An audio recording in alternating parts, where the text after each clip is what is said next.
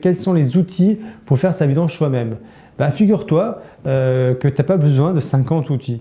Ce qui est important, c'est d'avoir la bonne clé pour dévisser le bouchon de vidange. Donc moi je te conseille d'avoir tout simplement de regarder quelle est la taille de ta douille et puis d'avoir une clé à cliquet, hein, parce que ça permettra d'avoir la bonne force, et ensuite d'avoir un bac de vidange pour pouvoir récupérer l'huile.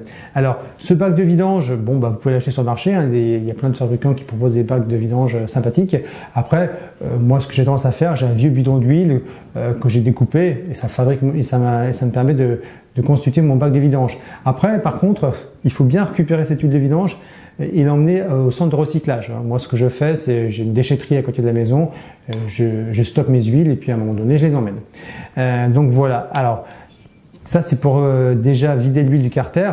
Ensuite, il faut enlever son filtre à huile. Alors, pour enlever son filtre à huile, ou tu achètes une clé spécifique, ou tu achètes une clé de type universel. Donc là, c'est un peu une clé plutôt automobile, mais dans la moto, ça existe aussi. Et là, c'était effectivement celle que j'avais par exemple sur le SV650. Donc là, on est sur un spécifique. Et tout simplement, en fait, il faut avoir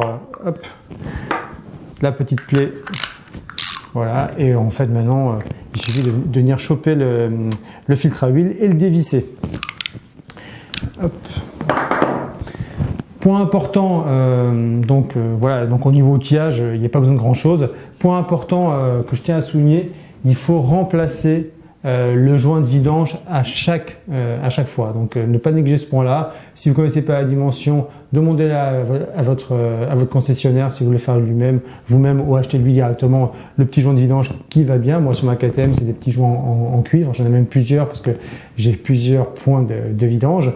Mais voilà. Ça c'est important parce que ça serait dommage de devoir refaire sa vidange pour un problème d'étanchéité, donc de devoir tout vidanger de nouveau. En plus, de l'huile sur la route, ça serait dangereux.